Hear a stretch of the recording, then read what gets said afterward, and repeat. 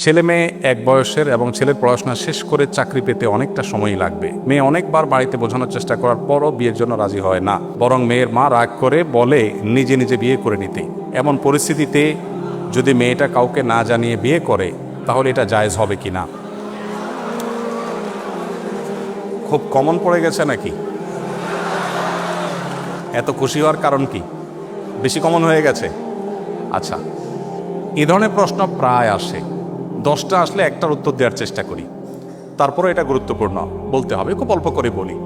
দেখুন, আল্লাহ সুবহানাহু ওয়া তাআলা বিবাহের দায়িত্ব দিয়েছেন অভিভাবকদের উপরে। আল্লাহ কোরআনে বলেছেন, ওয়া আনকিহুল আয়ামা মিনকুম ওয়াস-সালিহিনা মিন ইবাদিকুম ওয়া ইমাইকুম। অভিভাবকদেরকে আল্লাহ অর্ডার করেছেন তোমরা তোমাদের অধীনস্থদেরকে বিবাহ দাও।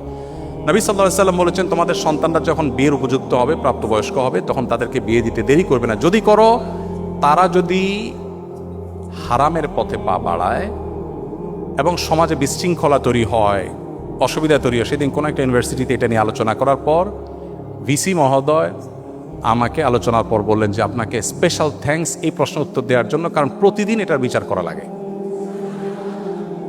তো আমি বলতে চাই যে নবী সাল্লাল্লাহু আলাইহি ওয়াসাল্লাম বলেছেন, যদি সন্তানরা বিয়ের উপযুক্ত হয়, অভিভাবকদের কর্তব্য তাদেরকে বিয়ে দেওয়া। যদি না দেয় এবং সন্তানরা যদি বিপদগামিতার পথে পা বাড়ায়, সমাজে বিশৃঙ্খলা সৃষ্টি হয়, তাহলে সেক্ষেত্রে কি হবে? তাহলে সেক্ষেত্রে যে ফিতনা, ফাসাদ, অনাচার হবে, এগুলোর দায় অভিভাবকের উপরে বর্তাবে।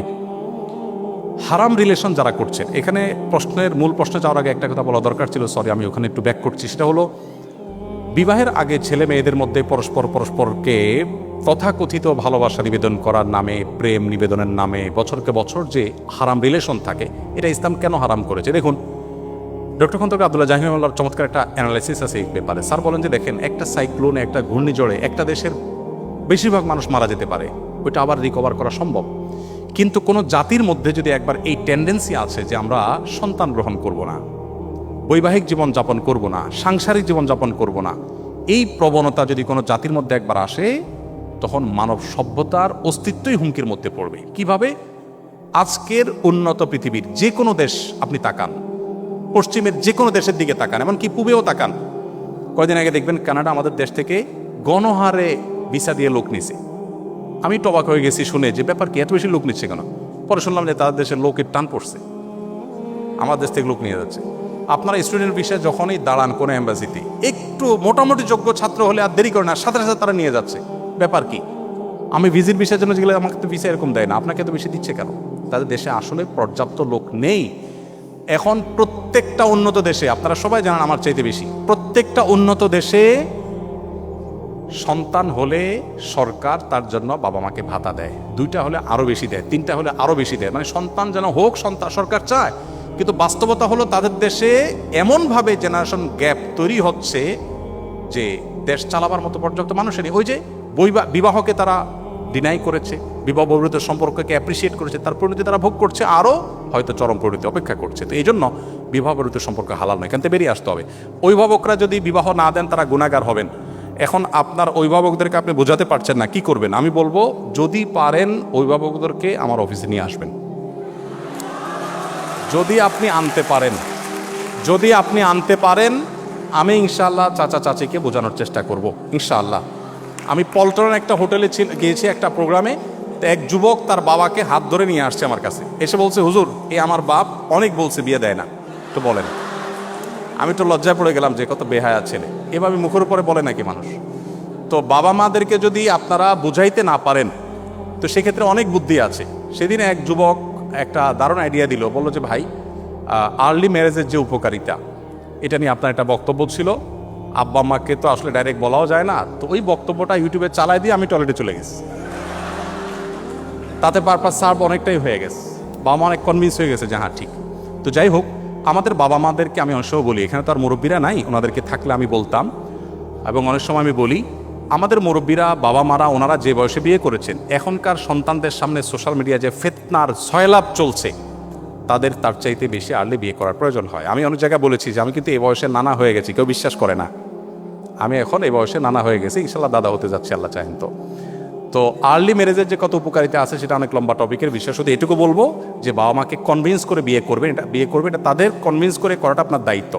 হানাফি মাযহাব অনুযায়ী প্রাপ্তবয়স্ক মেয়ে নিজে নিজে সিদ্ধান্ত নিয়ে বিয়ে করলে বিয়েটা বাই ল কোরআন হাদিসের আলোকে শুদ্ধ হয়ে যাবে, যদিও অন্যান্য ইমামদের মতে অভিভাবকের সম্মতি ছাড়া মেয়ের বিয়ে বিশুদ্ধ হবে না। তো এই জায়গাটাতে আমি বলবো বোনদেরকে, ভাইদেরকে, যে বাবা মাকে কনভিন্স করার চেষ্টা করুন, নানাভাবে কনভিন্স করার চেষ্টা করুন। এটা সিরিয়াস ইস্যু এবং তাদেরকে জানিয়ে বিয়ে করা ভালো। অনেকে বলে হুজুর পালিয়ে বিয়ে করা যাবে কিনা, আমাকে বিয়ে তো চুরি না, পালাতে হবে কেন? কনভিন্স করে অভিভাবকদেরকে বুঝিয়ে তারপরে করেন। এই চ্যালেঞ্জগুলো ওভারকাম করতে হবে। আপনি যুবক মানুষ, বিশ্বজয় করবেন কিভাবে? শুধু বিয়ে যদি করতে না পারেন বাপ মাকে বুঝিয়ে। বিয়ে করার ব্যাপারে বাপ মাকে যদি ভালো করে বোঝাতে না পারেন, আপনি দুনিয়া জয় করবেন কোত্থেকে? এই ছোট কাজটা যদি না পারেন, চ্যালেঞ্জ নিতে হবে, কিন্তু তাদেরকে বোঝানোর চেষ্টা করতে হবে। আর কত বুদ্ধি দেবো, একটা ছোট টিপস দিয়ে শেষ করি। এলাকার ইমাম সাহেব হুজুরের সাথে বাইল করবেন, হুজুরে ভালো করে চা নাস্তা খাওয়ায় বলবেন, হুজুর আমার আব্বাকে একটু এই বিষয়টা ভালো করে বুঝান, দেখবেন হুজুর ইনশাআল্লাহ কনভিন্স করে ফেলেছে। তো যে কোনোভাবে বাবা মাকে সন্তুষ্ট করে করার চেষ্টা করুন। যদি না করেন, নিজেরা করতে চান গুনাহ থেকে বাঁচার জন্য, আর কোনো উপায় নাই, সেক্ষেত্রে বললাম যে হানাফি থট অনুযায়ী বিয়ে বিশুদ্ধ হয়ে যাবে, যদি অন্যান্য ইমামদের মতে হবে না।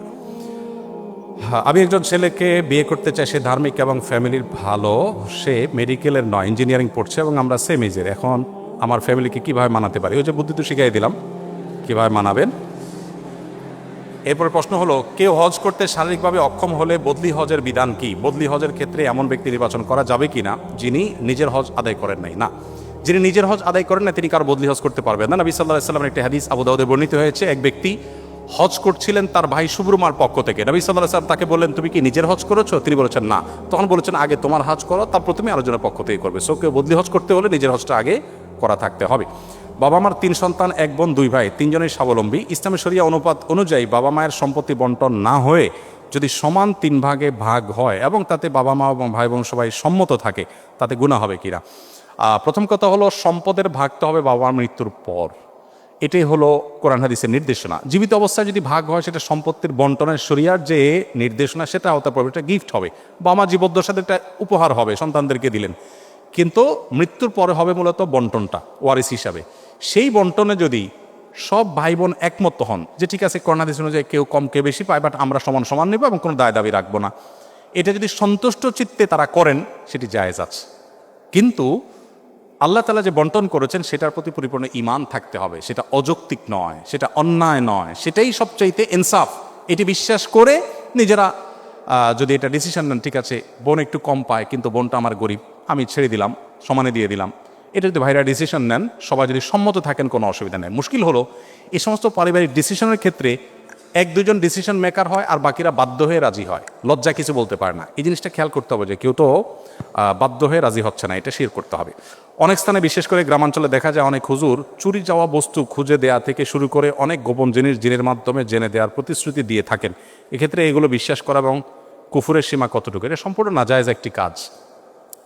ইস্তেআনা বিল জিন বা জিনদের সাহায্য নিয়ে এ ধরনের কাজ করা, এটাকে সারা বিশ্বের সব উলামা একরাম নাজায়েজ বলেছেন। অতএব এটি কোনো অবস্থাতে জায়েজ নয়। যদি জিন দিয়ে এরকম চোর ধরা এটা জায়েজ হতো বা এটাই যদি শরিয়ার সিস্টেম হতো, তাহলে নবী করিম সাল্লাল্লাহু আলাইহি ওয়াসাল্লাম সাক্ষীটাকে দিয়ে আদালতের ব্যবস্থা করতেন না, তিনিও এই জিনে ধরা একটা রোগীর লোক রাইখা দিয়ে কাজ করতেন। সো এটা সঠিক কোনো কাজ নয়।